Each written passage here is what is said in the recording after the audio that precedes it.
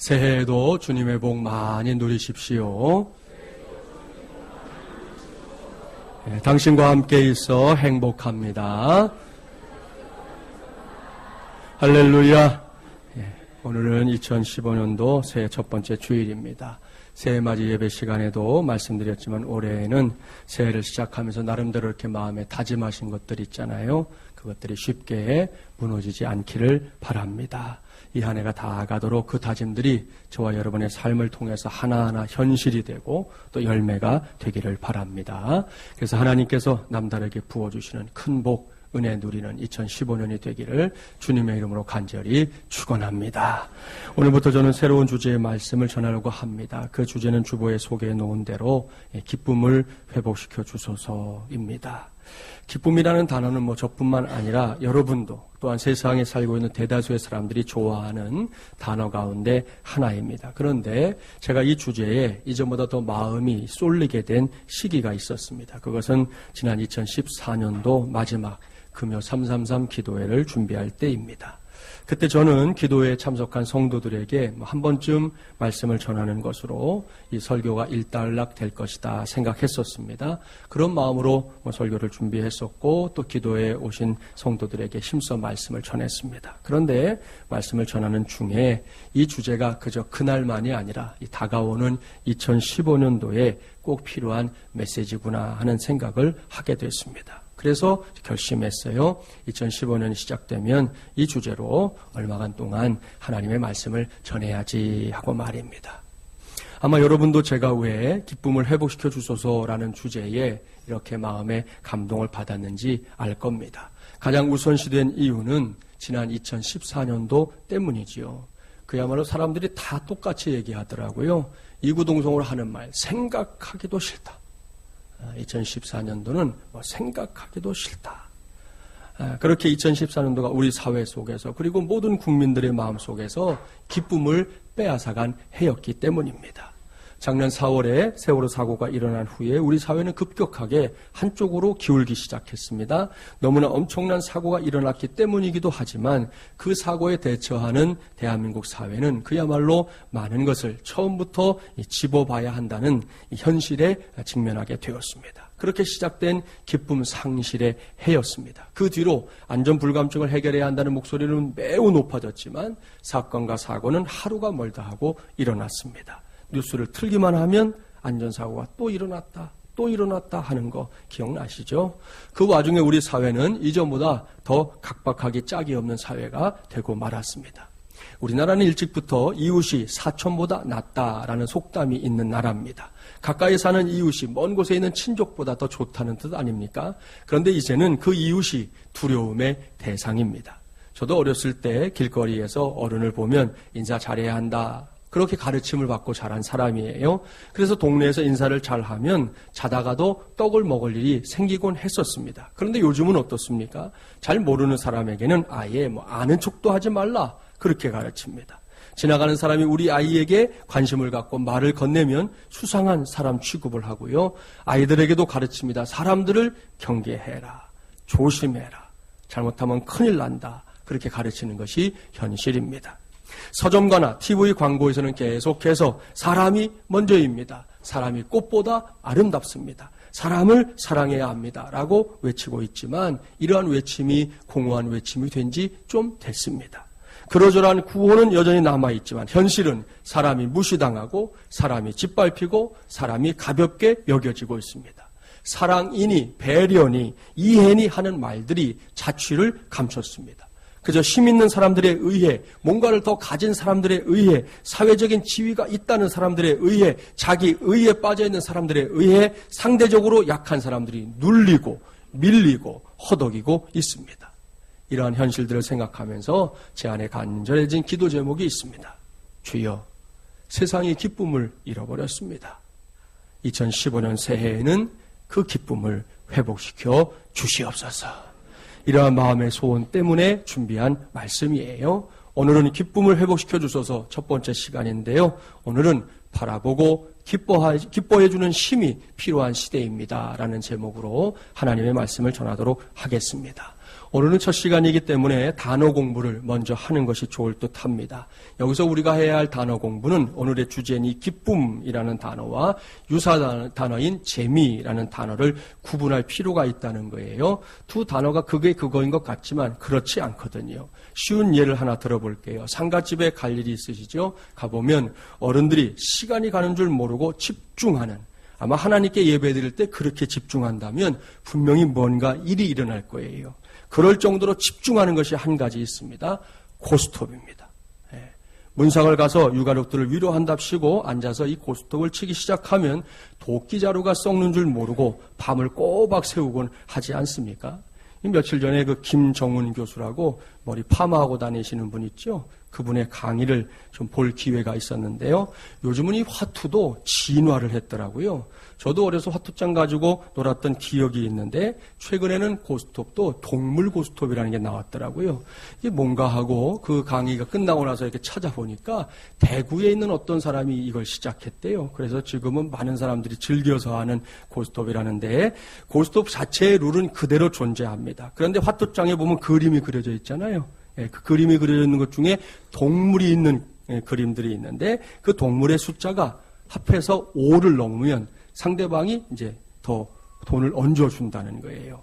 그래서 화면으로 한번 예를 들어볼게요. 이 김정훈 교수가 직접 경험한 거예요. 자, 이게 뭐죠? 비. 다 알면서 대답 안 하는 사람들은 뭐예요? 비광이잖아요. 자, 그 다음에 두 번째로 붙은 게 이거였대요. 기러기 8, 10끝짜리죠. 자, 동물이 모두 몇 마리예요? 예? 몇 마리? 예. 4마리? 예. 5마리죠. 5마리. 사람도 동물이래요. 예? 예. 이렇게 딱 나오니까 상대방이 1,000원을 이렇게 주더랍니다. 자기한테. 그래서 이게 뭐냐 그랬더니 합해서 5마리이기 때문에 내가 너한테 1,000원을 준다고 그러더래요. 근데 그 다음이 더 기가 막혔어요. 그 다음에 뭐가 붙었냐면 이게 붙었어요. 자, 8광이 붙었는데 또다시 1,000원을 주더래요. 그래서 아니 이번엔 왜 주느냐? 여기도 동물이 있지 않냐는 거예요. 동물이 어디 있어요? 예? 자, 무슨 동물이 있냐? 좀 아는 사람 있네. 개수나무 한 나무. 뭐가 있어요? 토끼 한 마리. 자, 달나라에 토끼가 한 마리 산다는 거예요. 그래서 저걸 받으면 한 마리로 쳐준다네요. 그래갖고 다시 1,000원을 이렇게 더 얹어주더랍니다. 아무튼 참 대단한 사람들이에요. 사람들이 이렇게 뭔가를 진화시키는 거 보면 대단한데 여기서 생각해 보겠습니다. 화투를 하면서 밤을 새울 수 있는 이유가 뭐냐는 거예요. 그것은 재미가 있기 때문입니다. 그런데 화투가 아무리 재미있어도 제가 다 만나보지 못했지만 그동안 만나봤던 사람들 중에 이렇게 제안해서 보면 이렇게 말하는 사람은 한 사람도 본 적이 없거든요. 야! 고스톱 치니까 참 기쁘다. 그렇게 말하는 사람은 본 적이 없어요. 고스톱 치니까 참 재밌다. 이렇게는 말해도 고스톱 치니까 참 기쁘다. 그렇게 말하는 사람은 없다는 거죠. 여러분 어떻습니까? 들어본 적 있으세요? 네, 여러분도 없을 거예요. 여기서 우리는 기쁨과 재미를 구분하게 됩니다. 기쁨은 우리의 육체적인 느낌 이전에 우리의 영혼 속에서 찾을 수 있는 신령한 은혜에 속합니다. 반면에 재미는 무엇보다 이 육체적인 느낌에 우선권을 두고 있는 감정이지요. 할 수 있는 한 이 두 가지를 오늘부터는 잘 구분하기 바랍니다. 그리고 그 구분을 전제로 오늘부터 말씀을 나누는 것이 우리 모두에게 유익할 것입니다. 두 번째로 여기서 생각해 볼 게 있어요. 그것은 이제 우리의 생각에 관한 것인데요. 널리 알려진 말 가운데 좋은 생각에서 좋은 행동이 나온다라는 말이 있습니다. 일리가 있습니다. 이것은 우리가 자주 경험하는 일이기도 합니다. 그런데 여기에 한 가지 문제가 있어요. 그것은 우리가, 저와 여러분이 이 생각이라는 것을 마음대로 할 수 있느냐라는 문제입니다. 이 질문에 대한 여러분의 대답은 무엇입니까? 예를 들어 볼게요. 아이들이 얼마 전에 시험을 봤는데 시험 때가 되면 이렇게 말하잖아요. 내일이 시험이니까 오늘은 자지 말아야지. 늦게까지 공부를 좀 해야지. 딱 10분만 눈을 감고 있어야지 하고 다짐합니다. 그런데 눈을 뜨니까 다음날 아침이잖아요. 그렇게 잠은 지가 자놓고 모든 원망은 죄 없는 엄마에게 다 돌려버립니다.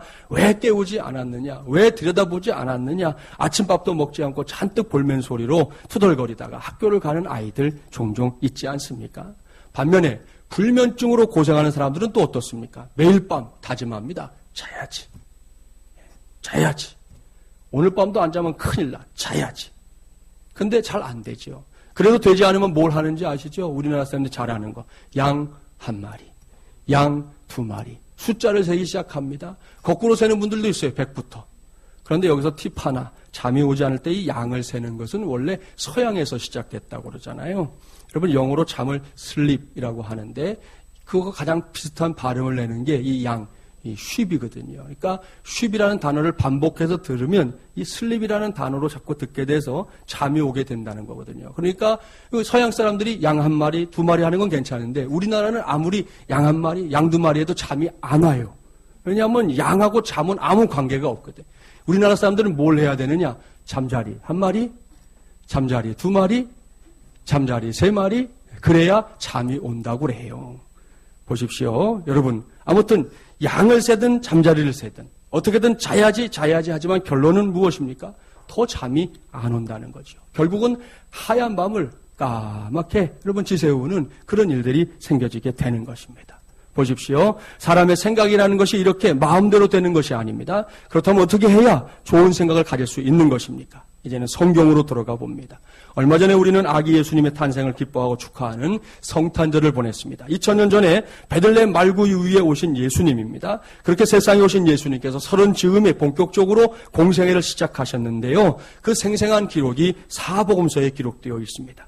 이 자리에서 예배하고 있는 대부분의 성도들이 그러한 복음서의 기록들을 읽어봤을 겁니다. 혹 그렇지 못한 성도들이 있다면 2015년도 새해가 시작됐으니까 아예 마음 먹고 좀 성경을 펼쳐보기 바랍니다. 처음 성경을 읽는 사람들이라면 구약 성경을 읽기보다 신약 성경을 읽으면 더 좋습니다. 특별히 마태, 마가, 누가, 요한복음은 예수님의 행적을 볼 수 있는 가장 중요한 성경입니다. 그 말씀들을 먼저 또 꼭 읽어보기 바랍니다. 그러면 거기서 보게 되는 게 있어요. 예수님이 맹인을 고치고 안진뱅이를 일으키시고 한센병자 등등을 고치셨다는 말씀을 보게 될 것입니다. 그리고 이런 유형의 말씀들을 듣게 될 때도 있을 겁니다. 그럴 때 그런 말씀들을 보거나 또 들을 때 여러분 안에 생각나는 것이 무엇이냐는 것입니다. 아마도 제일 먼저 생각하게 되는 것은 이런 걸 거예요. 이야, 예수님의 능력 참 대단해. 놀라운 기적을, 신기한 일을 행하셨구나. 역시 예수님이야. 그렇습니다. 분명히 이런 생각이 들 겁니다. 당연한 일이에요. 그런데 여기서 우리가 꼭 짚고 가야 할 것이 있어요. 먼저 말씀드린 대로 이런 생각이 드는 것은 당연한 일입니다. 하지만 처음부터 끝까지 성경을 읽고 또 읽는데, 말씀을 듣고 또 듣는데 늘 이런 것만 생각난다면 죄송하지만 그것은 건강하지 않은 것입니다. 그 다음에 우리 안에 들어야 할 생각이 있어요. 그것이 뭐냐? 이런 것입니다. 참 기뻤겠구나. 그런 생각이 들어야 된다는 것이죠. 사랑하는 마지못이란 가족 여러분, 반드시 이런 생각까지 들어야 합니다. 꼭 우리의 생각이 거기까지 미쳐야 합니다. 그렇습니다. 좀만 더 생각해 보세요. 몸이든 마음이든 고침을 받은 본인 당사자 얼마나 기뻤겠어요? 정말 기쁘지 않았겠습니까? 그뿐이 아닙니다. 그동안 마음고생하면서 함께 힘들었던 가족들 참 기뻤겠구나 라는 생각까지 들어야 한다는 것입니다. 누구든지 이런 생각이 든다면 감히 그의 태도는 건강한 것이다. 그렇게 말할 수 있습니다. 왠지 아십니까? 사람이나 어떤 사건을 보면서 이렇게 맨송하지 않고 대면하지 않고 진심으로 기뻐할 수 있는 것이, 그것이 바로 좋은 생각과 좋은 행동의 뿌리가 되기 때문입니다. 이런 관점에서 신약 성경을 보면 매우 심각하게 병든 사람들이 등장합니다. 이 사람들은 맹인들이나 안진뱅이, 한센병자들보다 더 심각한 중증에 걸린 사람들이에요. 그들이 누군지 아십니까? 그들은 바리새인들을 비롯한 종교 지도자들입니다. 이들이야말로 진짜 병자들이에요. 무슨 병이냐? 뭘 보든 누굴 보든 기뻐할 줄 모르는 병. 그런 병에 걸린 사람들이라는 거지요. 앞서 말씀드렸지 않습니까? 예수님께서 이런 모양 저런 모양의 병자들을 고쳐주셨습니다. 그러면 기뻐해야 하지 않겠습니까? 설사 그것이 내 자신이 아니더라도, 내 식구가 아니더라도, 내가 알고 있는 사람이 아니더라도 기뻐하는 것이 옳다는 것이죠. 그것이 사람의 도리입니다. 약 2달 전쯤에 알려진 감동적인 뉴스가 하나 있어요. 먼저 사진을 한 장 보여드릴게요. 5명의 아이들이 나오는 이 사진, 이 기사의 제목은 꼴찌 없는 운동회입니다. 그 내용이 뭔지 이 시간에 동영상으로 직접 보여드릴게요. 짤막합니다. 함께 보겠습니다. 네, 마지막은 훈훈한 소식입니다. 초등학교 가을 운동회에서 찍힌 한 장의 사진이 네티즌들의 마음을 감동시켰습니다. 네, 5 친구들이 손을 잡고 나란히 뛰는 모습이 담겨 있는데요. 어떤 사연이 있었던 걸까요? 영상으로 함께 보시죠. 네, 출발 신호와 함께 힘차게 달려나간 아이들. 하지만 가장 오른쪽 또래보다 키가 작고 덩치가 큰 아이 금세 뒤처지고 마는데요.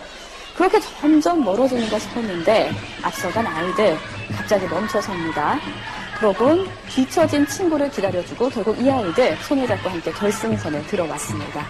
모두가 1등인 거죠. 네, 친구들이 손을 붙들자 펑펑 눈물을 쏘는 아이. 알고 보니 연골 무형성증을 앓고 있었습니다. 키도 자라지 않고 잘 뛰지 못해 초등학교 6년 내내 꼴찌만 했다고 하는데요. 그런 친구를 위해서 다른 아이들이 이런 감동의 레이스를 계획했다고 합니다. 네티즌들의 반응 함께 보시죠. 네, 어린아이들이 어쩜 이렇게 기특한 생각을 했을까요? 아이들에게 이렇게 배우게 되네요. 저 아이에겐 평생 잊지 못할 초등학교 마지막 운동회가 되겠군요. 1등만 기억하는 세상에서 생각을 바꾸니 모두가 1등인 세상이 됐습니다. 대견합니다. 라는 의견이 있었습니다. 네, 우리 아이들이 만들어낸 한편의 동화 같은 이야기 어떻게 보셨습니까? 저도 묻겠습니다. 사랑하는 마주물리란 가족 여러분. 여러분은 이 우리 아이들이 만들어낸 이 한편의 동화 같은 이야기 어떻게 보셨습니까? 다른 네티즌들이 보여준 반응과 다르지 않을 거예요. 한마디로 감동입니다. 요즘같이 각박한 세상에 아직도 이런 아이들이 있다는 것 자체가 기쁨이고 소망입니다. 무엇보다 많은 것을 생각하게 되고 배우게 됩니다. 이 앞에 서 있는 목사부터 시작해서 우리 모두가 얼마나 이기적이고 제멋대로인지를 깨닫게 됩니다. 우리의 잣대가 과연 옳은 것이냐 고민도 하게 되고요. 아마도 이런 생각이 드는 것이 인지상정일 겁니다. 그런데 바리새인들을 비롯한 종교 지도자들을 보십시오. 눈앞에서 놀라운 일이 그야말로 뛸 듯이 기뻐할 일이 일어나고 있는데 그런데도 그들에게는 기쁨이 없습니다. 그래서인지 몰라도 성경에서 볼 수 있는 그들의 모습은 마치 아무런 감정도 감각도 없는 사람들처럼 마치 사람의 모양만 하고 있는 로봇처럼 보입니다. 그들은 하나같이 심각한 표정을 지으며 이러는 거죠. 어라? 안식일에 병자를 고쳤네? 안식일을 거룩하게 지켜야 하는데 안식일을 어겼네? 라고 생각하고 말하고 있다는 것이죠.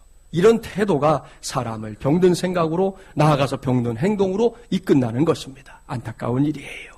같은 관점에서 성경을 쭉 읽어보십시오. 2015년도 새해에는 하나님의 말씀을 배우고 연구하는 일에 우리 교회가 더 매진하려고 한다고 이미 말씀을 드렸는데요. 그런 권면을 생각해서라도 올해에는 꼭 성경 통독을 해보십시오. 다 못 읽겠거든 구약만이라도 혹은 신약만이라도 꼭 통독을 해보세요. 그렇게 성경을 읽다 보면 알게 되는 중요한 사실이 있습니다. 그것은 하나님의 말씀이 성경이 기도하라, 생각하라, 행하라를 말하기 전에 기뻐하라 라고 말씀하고 있다는 사실입니다.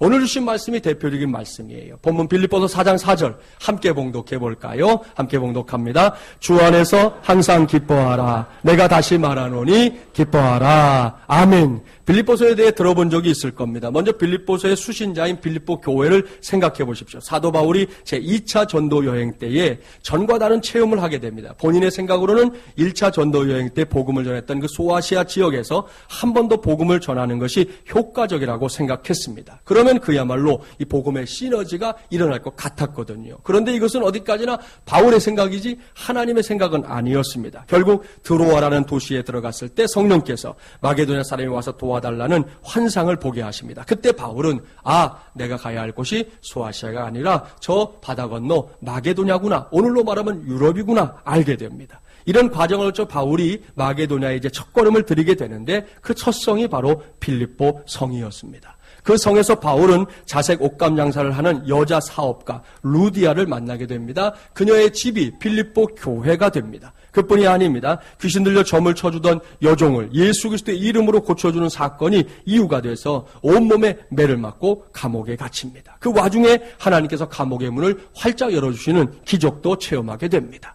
이런저런 우여곡절 끝에 빌립보 교회는 든든히 세워졌습니다. 바로 그 교회에 보내진 서신이 빌립보서입니다. 그런데 이 빌립보서가 기록될 당시에 바울은 또다시 감옥에 갇히는 신세가 되었습니다. 신약성경 27권 가운데 에베소서, 빌립보서, 또한 골로새서, 빌레몬서 이 네 가지를 옥중서신이라고 부른다는 이야기 들어봤을 겁니다. 바울이 예수님을 구세주로 증거했다는 이유만으로 죄수가 된 것입니다. 그곳에서 성령의 감동을 힘입어 빌립보서를 썼는데요. 이 모든 정황들을 놓고 보면 빌립보서에 써야 할 말들이 따로 있는 것 같습니다. 이런 말들 아닐까요? 빌립보 교회 성도들이요, 나는 억울하다. 내가 뭐 잘못한 것이 있다고 이 칙칙한 감옥에 갇혀 있어야 하는 것이냐? 너희들은 나를 구명하지 않고 도대체 뭘 하고 있는 것이냐? 내가 너희들을 위해 얼마나 애를 썼는지 너희들은 다 잊어버렸느냐? 수단과 방법 가리지 말고 나를 이 감옥에서 꺼내다오. 하루라도 빨리 그렇게 해다오. 그렇습니다. 바울이 이런 말을 한다고 한들 문제될 게 없습니다. 그런 생각을 갖고 빌립보서를 쭉 펼쳐보십시오. 그 어디에도 우리가 생각하는 그런 말들이 없습니다. 단 한마디도 없습니다. 도리어 그는 사람의 상식을 깨고 있어요. 그런 관점에서 빌립보서를 오늘 집에 돌아가시거들랑 꼭 읽어보십시오. 금방 알게 됩니다. 바울이 기뻐하고 있었다는 사실을 말입니다. 그렇습니다. 감옥에 갇혀 있는 게 도대체 뭔데 바울이 기뻐하고 있습니다. 빌립보서를 구석구석 찬찬히 읽어보십시오. 바울은 자신이 감옥에 갇혀 있는 중에도 계속해서 예수님을 전할 수 있다는 사실 때문에 기뻐하고 있습니다. 하나님의 뜻이 곧 기쁨이다. 그렇게 말하기도 하고요. 심지어 내가 언젠가 이제 곧 순교의 제물이 될 것 같은데, 세상을 떠나게 될 것 같은데 그것을 놓고도 기뻐하고 또 기뻐한다. 그렇게 말합니다. 그런가 하면 빌립보 교회 성도들 모두를 가리켜 당신들은 나의 기쁨이요 면류관입니다. 그렇게 표현하고 있습니다. 그랬던 바울이 이제 오늘의 본문인 빌립보서 4장 4절에서 다시금 확고부동하게 하나님의 말씀을 전하는 것입니다. 주 안에서 항상 기뻐하라. 내가 다시 말하노니 기뻐하라. 할렐루야. 여기까지 제가 설명했던 것들을 떠올려 보면 이것은 우리가 흔히 말하듯 기뻐할 만해서 기뻐하는 기쁨이 아닌 것을 알 수 있습니다. 내 주변의 환경이나 여건이 내가 놓여 있는 자리가 무사무탈하고 평탄해서 기뻐하는 그런 기쁨이 아니라는 거지요. 그런 것들은 열악하지만 내가 기대했던 것들과 달라도 한참 다르지만 그래도 우리 주님 예수 그리스도 안에 내가 존재한다는 사실만으로 얼마든지 기뻐할 수 있다는 말씀입니다. 이것이 사도 바울이 주 안에서 항상 기뻐하라 라고 말할 수 있었던 가장 분명한 이유입니다. 그렇습니다. 이러한 기쁨의 근원은 결코 내게 있지 않습니다. 내 안에, 내 자신에게, 내 곁에 있지 않다는 것이에요. 저도 여러분도 기쁨의 근원을 거기에 둔다면 우리는 조속간에 하늘과 땅을 오가는 자기 자신을 자주, 생각보다 훨씬 자주 보게 될 겁니다. 왠지 아시죠? 작은 변화 하나에도 일희일비하는 것이 저와 여러분 이 땅 위의 인생들이기 때문입니다. 따라서 기쁨의 근원은 내게 두면 안 됩니다. 우리 주님께, 우리 하나님께 두어야만 그 기쁨이 가장 확실한 기쁨이 될 줄 믿습니다. 사도 바울이 하고 있는 것처럼 말입니다. 이것을 전제로 여기서부터는 오늘의 결론을 향해 가려고 합니다. 이 시간에는 기쁨과 관련된 또 다른 기록을 찾아보려고 합니다. 성경 전체의 시작이 창세기지 않습니까? 창세기 1장 가보겠습니다. 성경의 제1조. 창세기 1장 1절부터 5절까지의 말씀. 함께 봉독해 봅니다. 1절부터 5절입니다. 함께 봉독해 볼까요? 태초에 하나님이 천지를 창조하시니라. 땅이 혼돈하고 공허하며 흑암이 깊음 위에 있고 하나님의 영은 수면 위에 운행하시니라. 하나님이 이르시되 빛이 있으라 하시니 빛이 있었고 빛이 하나님이 보시기에 좋았더라. 하나님이 빛과 어둠을 나누사 하나님이 빛을 낮이라 부르시고 어둠을 밤이라 부르시니라. 저녁이 되고 아침이 되니 이는 첫째 날이니라. 아멘. 여기서 우리가 관심을 가져야 할 말씀은 하나님이 보시기에 좋았더라 라는 말씀이에요. 이렇게 창조의 역사가 시작되었는데요. 그 마지막을 보겠습니다. 창세기 1장 31절 마지막 절 함께 봉독합니다. 하나님이 지으신 그 모든 것을 보시니 보시기에 심히 좋았더라. 저녁이 되고 아침이 되니 이는 여섯째 날이니라. 아멘. 보십시오. 하나님께서 창조하신 모든 것을 보시면서 어떻게 하셨다고요? 이번에는 그저 좋아하신 정도가 아니고 심히 좋아하셨다. 성경이 명백하게 기록합니다. 여기서 좋았더라, 심히 좋았더라가 무슨 뜻입니까? 기뻐하셨다는 말씀입니다. 매우 기뻐하셨다는 말씀입니다.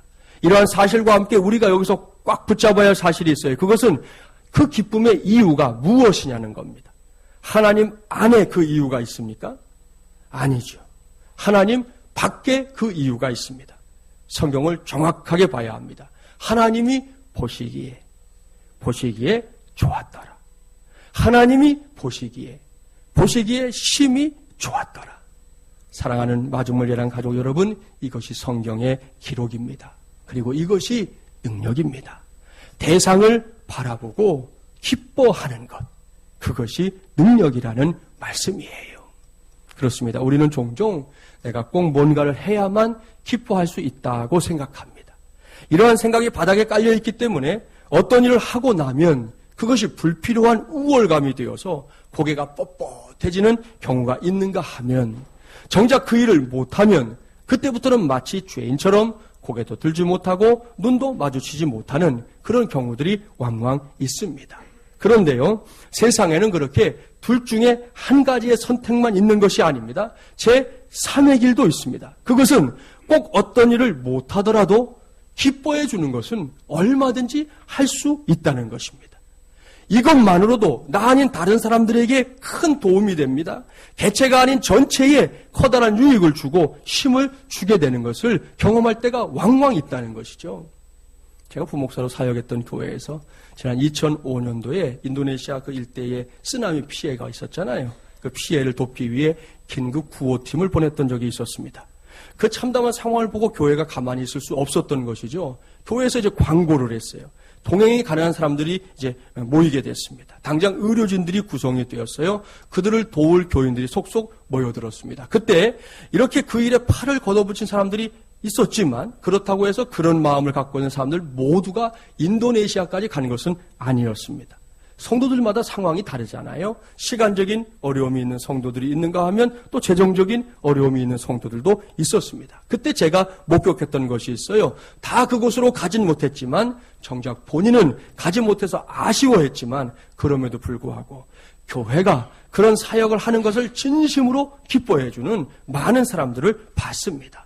그들은 십시일반으로 재정을 모아주었습니다. 물품을 제공해 주었습니다. 인도네시아로 떠나는 날 새벽 굳이 나오지 않아도 되는데 공항까지 나와서 떠나는 이들을 응원해주고 보내주는 것을 보았습니다.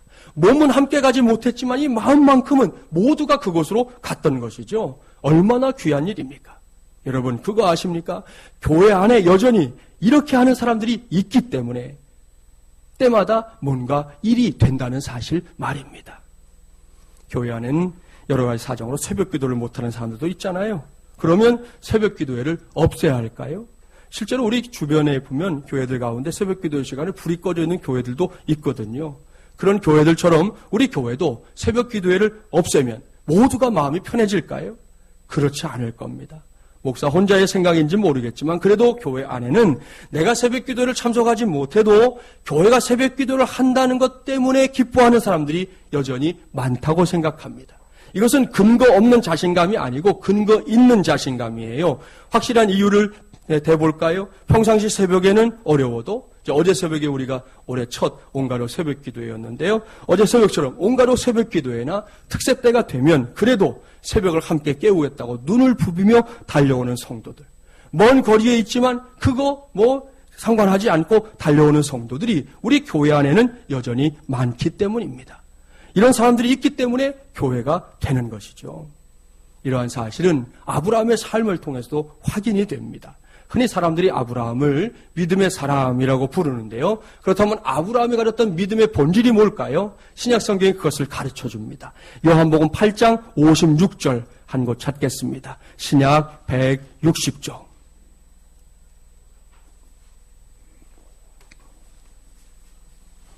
요한복음 8장 56절 말씀, 신약 160쪽입니다. 한 절 말씀만 우리 봉독해 보겠습니다. 함께 봉독할까요? 너희 조상 아브라함은 나의 때 볼 것을 즐거워하다가 보고 기뻐하였느니라. 아멘. 사랑하는 마중물예랑 가족 여러분, 이 말씀을 깊이 묵상하십시오. 믿음이 뭡니까? 믿음이란 무엇을 했다, 무엇을 이루었다의 문제가 아니라는 것입니다. 성경은 명백하게 아브라함의 믿음을 설명합니다. 바라보고 즐거워하고 기뻐하는 것. 그것이 믿음이다. 그렇게 말씀합니다.